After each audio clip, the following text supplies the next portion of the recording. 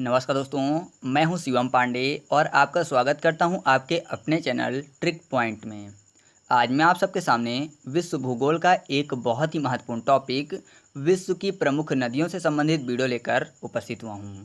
आप यकीन मानिए कि इस वीडियो में हम लोग एग्जाम की दृष्टि से जितने भी क्वेश्चन महत्वपूर्ण होते हैं नदियों से संबंधित, उन सभी को आज एक ही वीडियो में हम लोग क्लियर करने वाले हैं और आपको इस वीडियो में कुछ नया सीखने को भी मिलेगा। तो मैं आपसे आग्रह करूंगा कि आप इस वीडियो को ज़रूर पूरा देखिएगा, ठीक है। बाकी आपने अगर दूसरी वीडियो नहीं देखा है तो चलेगा, क्योंकि यहाँ से हमेशा 1 से 2 क्वेश्चन आते ही आते हैं, ठीक है। तो आप वीडियो को पूरा देखिएगा और वीडियो अच्छा लगे तो वीडियो को लाइक कर दीजिएगा और अगर पहली बार आए हैं तो चैनल को सब्सक्राइब कर लीजिएगा, जिससे कि आपको ऐसे ही वीडियो के नोटिफिकेशन मिल सकें।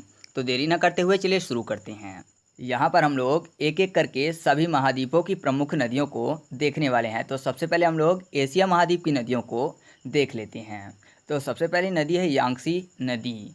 यह एशिया की सबसे लंबी नदी है, जो कि तिब्बत के पठार से निकलती है और बहती हुई चीन सागर में गिर जाती है, ठीक है। मतलब एशिया की सबसे लंबी नदी कौन सी है? यांगसी नदी। निकलती कहाँ से है? तो तिब्बत के पठार से, और यह समाती कहाँ पे है, अर्थात कहाँ पे जाके गिर जाती है? तो यह गिरती है चीन सागर में, ठीक है।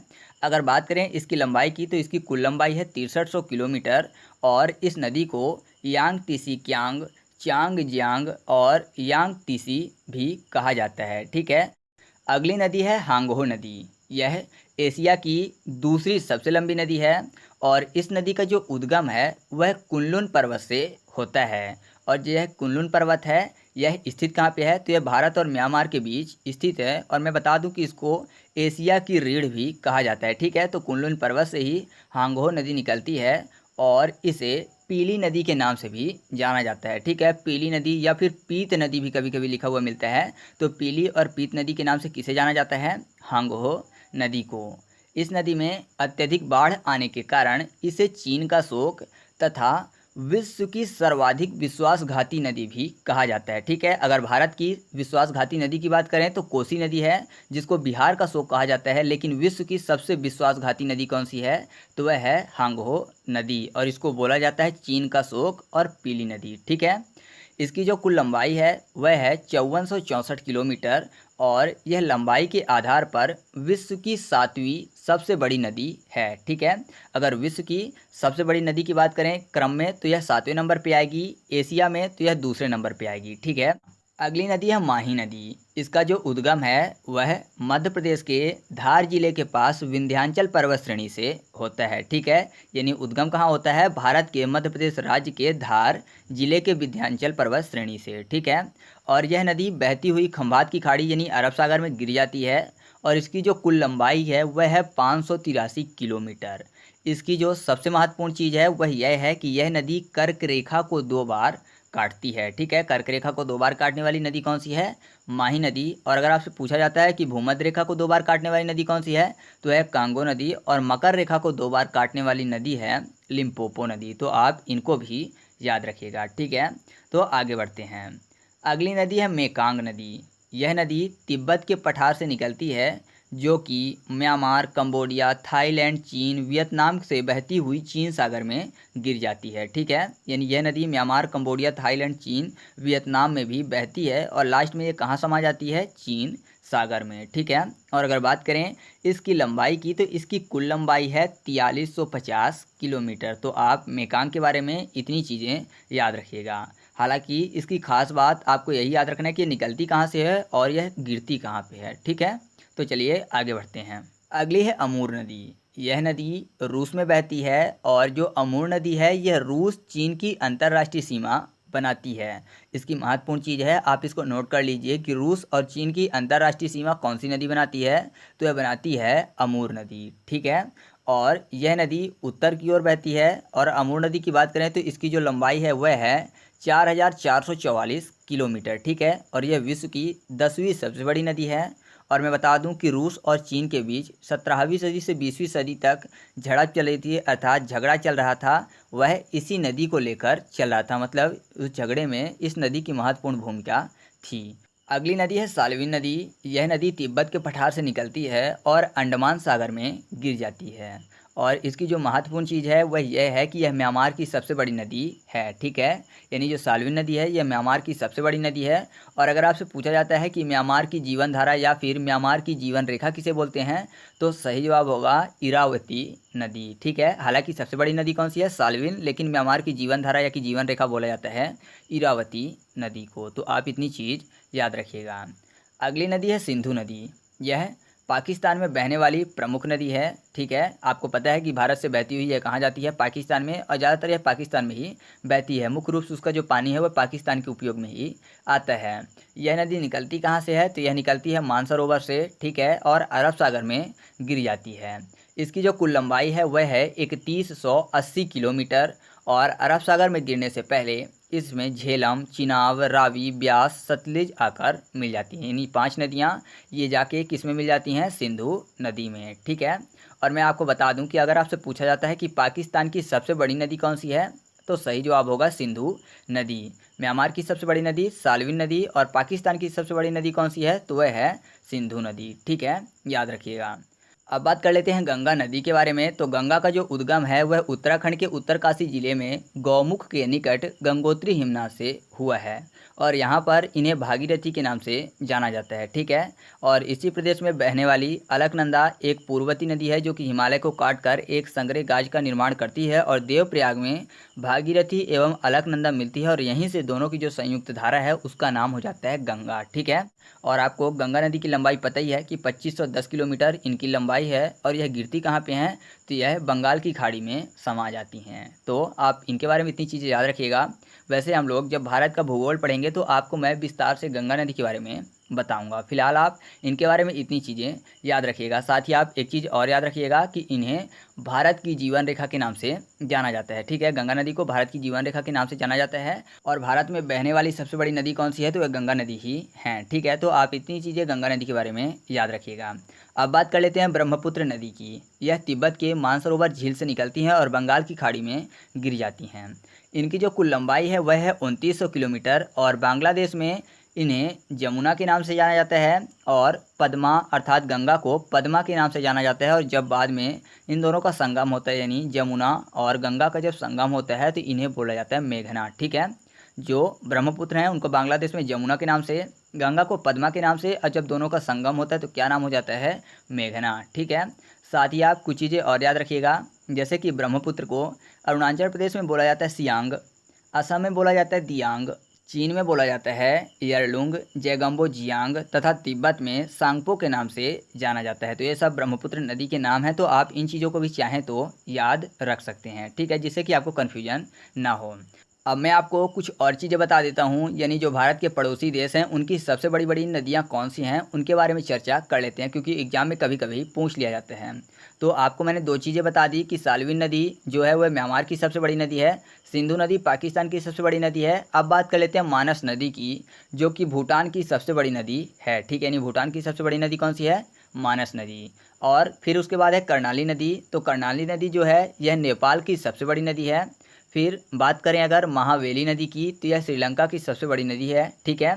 और फिर उसके बाद है हेलमंद नदी, तो यह अफ़गानिस्तान की सबसे बड़ी नदी है। तो आप इनके बारे में याद रखिएगा। और आपको पता ही है कि चीन की सबसे बड़ी नदी कौन सी है, जिसके बारे में मैंने आपको बताया था कि यह एशिया की सबसे बड़ी नदी है, तो वह है यांगसी नदी, ठीक है, जो कि चीन की सबसे बड़ी नदी है। तो एशिया के बारे में जो भी महत्वपूर्ण नदियाँ थीं उनके बारे में हम लोगों ने पढ़ लिया। अब बात कर लेते हैं यूरोप महाद्वीप की, ठीक है। तो यूरोप महाद्वीप में सबसे पहली नदी है वोल्गा नदी। यह यूरोप महाद्वीप की सबसे बड़ी नदी है, और जो इसकी कुल लंबाई है वह है 3530 किलोमीटर, ठीक है। यह नदी बल्दाई के पहाड़ से निकलती है और कैस्पियन सागर में गिर जाती है। तो आप याद रखिएगा कि यूरोप की सबसे बड़ी नदी वोल्गा नदी निकलती कहाँ से है, बल्दाई के पहाड़ से, और यह गिरती कहाँ पे है, तो कैस्पियन सागर में, ठीक है। अगली नदी है डेन्यूब नदी। यह यूरोप महाद्वीप की दूसरी सबसे बड़ी नदी है, और यह जर्मनी के ब्लैक फॉरेस्ट पर्वत से निकलती है और काला सागर में गिर जाती है। इसकी जो कुल लंबाई है तो वह है 2872 किलोमीटर। तो आप इसके बारे में इतनी चीज़ें याद रखिएगा। अगली नदी है नीपर नदी। यह रूस में बहती है और काले सागर में गिर जाती है। एग्जाम में जब भी इससे संबंधित क्वेश्चन आता है तो यह पूछा जाता है कि नीपर नदी किस देश में बहती है, तो सही जवाब क्या होगा, रूस, ठीक है। तो आप इसको याद रखिएगा। अब बात कर लेते हैं राइन नदी की। ये नदी यूरोप की सबसे व्यस्ततम आंतरिक जल परिवहन मार्ग बनाती है और इसी नदी पर रॉटरडम बंदरगाह स्थित है। ठीक है, तो आप इसको याद रखिएगा। साथ ही मैं आपको बता दूं कि इस नदी को यूरोप की जीवन रेखा कहा जाता है। साथ ही इसका एक उपनाम और है कोला नदी, अर्थात इसे कोला नदी के नाम से भी जाना जाता है। यह नदी आल्प्स पर्वत के रिफ्ट वैली से निकलती है और उत्तरी सागर में मिल जाती है और इसकी जो कुल लंबाई है वह है 1233 किलोमीटर। ठीक है, तो आप इसके बारे में याद रखिएगा कि यह यूरोप की जीवन रेखा कही जाती है। साथ ही इसका उपनाम क्या है, कोला नदी, और इसी नदी पर रॉटरडम बंदरगाह स्थित है। ये पूछा जाता है एग्जाम में कि रॉटरडम बंदरगाह किस नदी पर स्थित है, तो सही जवाब क्या होगा, राइन नदी। ठीक है, अगली नदी है पो नदी। यह नदी इटली में प्रवाहित होती है और यह इटली की प्रमुख नदी भी है और इसे इटली की गंगा के नाम से जाना जाता है। इसके बारे में ये चीज़ बहुत ही महत्वपूर्ण है। जब एग्जाम में आपसे पूछा जाएगा कि इटली की गंगा किसे कहा जाता है, तो सही जवाब क्या होगा, पो नदी। ठीक है, जैसे भारत में गंगा नदी पवित्र है, ठीक उसी प्रकार जो पो नदी है वह इटली में पवित्र गंगा की तरह ही मानी जाती हैं। अगली नदी है डॉन नदी। यह नदी रूस में बहती है और एजोव सागर में समा जाती है। ठीक है, डॉन नदी जो है यह एजोव सागर में समाती है और बहती कहाँ है, रूस में। अगली नदी है टाइबर नदी। यह इटली में बहने वाली प्रमुख नदी है। इसी नदी के किनारे जो इटली की राजधानी है क्या, रोम, वह बसा हुआ है। ठीक है, इटली की राजधानी जो रोम है किस नदी किनारे बसा हुआ है, टाइबर नदी के किनारे में। अगली नदी है टेम्स नदी। इंग्लैंड की राजधानी जो लंदन है वह इसी नदी के किनारे बसा है। ठीक है, और इसकी पवित्रता के कारण इसे लंदन की गंगा भी कहा जाता है। ठीक है, जैसे इटली की गंगा कहा जाता है पो नदी को, ठीक उसी प्रकार लंदन की गंगा कहा जाता है टेम्स नदी को। यह नदी सेवन स्प्रिंग से निकलकर इंग्लिश चैनल में डूब जाती है। ठीक है, और अगर बात करें इसकी लंबाई की, तो इसकी कुल लंबाई कितनी है, तो है 346 किलोमीटर। तो आप इसके बारे में इतनी चीज़ें याद रखिएगा। अब बात कर लेते हैं हम लोग अफ्रीका महाद्वीप की प्रमुख नदियों की। तो इनमें पहली नदी है नील नदी। अफ्रीका महाद्वीप के साथ साथ यह विश्व की सबसे लंबी नदी है। ठीक है, विश्व की सबसे लंबी नदी कौन सी है, तो है नील नदी। इसकी जो कुल लंबाई है वह 6690 किलोमीटर है। नील नदी को मिस्र का वरदान भी कहा जाता है। ठीक है, इसके बारे में आप ये चीज़ याद रखिएगा कि मिस्र का वरदान किसे कहा जाता है, नील नदी को। नील नदी जो है वह श्वेत नील और ब्लू नील से मिलकर बनी हुई है। जो श्वेत नील है वह विक्टोरिया झील और जो ब्लू नील है वह इथियोपिया के ताना झील से निकलती है। ठीक है, और यह दोनों सूडान की राजधानी के पास आकर इसमें मिल जाती हैं, तो क्या कहलाती हैं, नील नदी। और मैं आपको बता दूं कि यह भूमध्य सागर में अंत में जाकर समा जाती है। तो आप इससे संबंधित ये चीज़ें याद रखिएगा कि जो नील नदी है वह श्वेत नील और ब्लू नील से मिलकर बनती है। ठीक है, अब बात कर लेते हैं कांगो और जायरे नदी की। यह अफ्रीका की दूसरी सबसे बड़ी नदी है और यह भूमध्य रेखा को 2 बार काटती है। इसका महत्वपूर्ण चीज़ यही है कि यह भूमध्य रेखा को 2 बार काटती है और एग्जाम में जब भी पूछा जाता है तो यही चीज़ें पूछी जाती हैं, तो आप याद रखिएगा।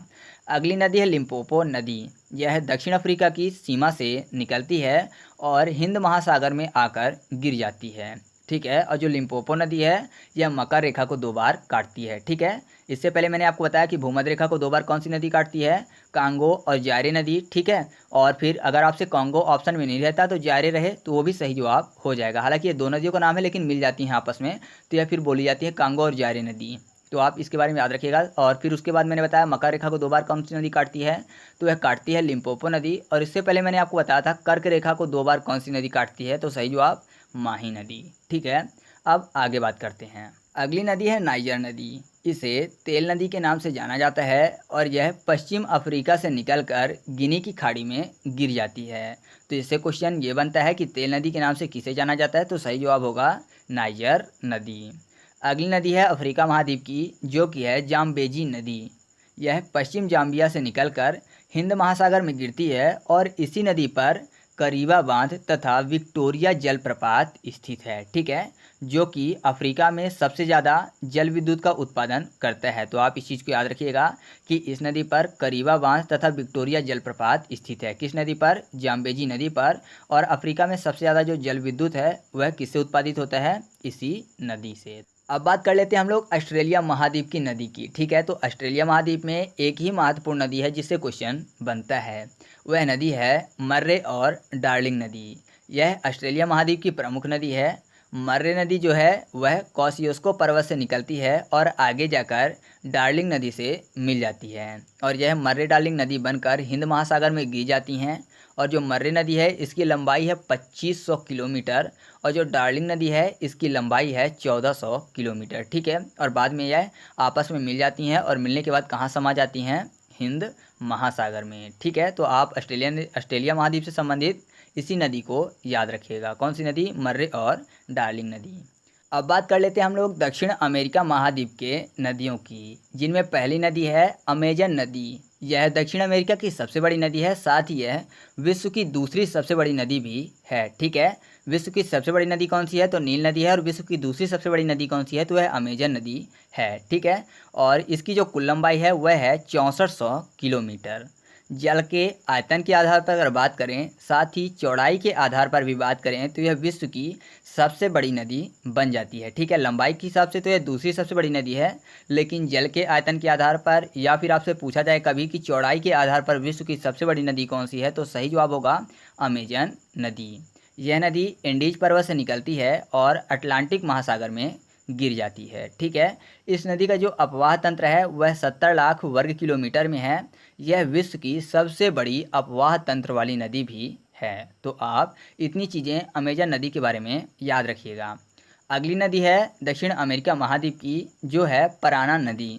यह दक्षिण अमेरिका की दूसरी सबसे बड़ी नदी है। यह नदी ब्राज़ीलियन उच्च भूमि से निकलती है और ब्राज़ील, पराग्वे, अर्जेंटीना में बहती हुई अटलांटिक महासागर में गिर जाती है। तो आप इसके बारे में इतनी बातें याद रखिएगा।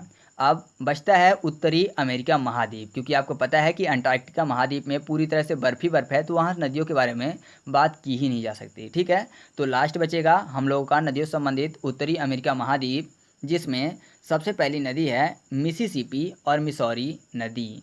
यह उत्तरी अमेरिका की सबसे बड़ी नदी है और यह मिसिसिपी और मिसौरी नदी से मिलकर बनी है। यानी दो नदियां हैं, मिसिसिपी प्लस मिसौरी, और जब दोनों मिल जाती हैं तो बोला जाता है मिसिसिपी और मिसौरी। ठीक है, मिसिसिपी का जो उद्गम है वह इटास्का झील से होता है और सेंट लुइस में यह मिसौरी नदी से मिल जाती है और अंत में मैक्सिको की खाड़ी में गिर जाती है। और जो इसकी कुल लंबाई बनती है तो ये कितनी बनती है?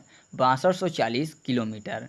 और मैं आपको बता दूं कि यह सबसे बड़ा विश्व का नदी तंत्र भी बनाती है। ठीक है, विश्व का सबसे बड़ा नदी तंत्र कौन सी नदी बनाती है? मिसिसिपी और मिसौरी नदी। इसका यही महत्वपूर्ण क्वेश्चन बनता है, तो आप इस चीज़ को याद रखिएगा।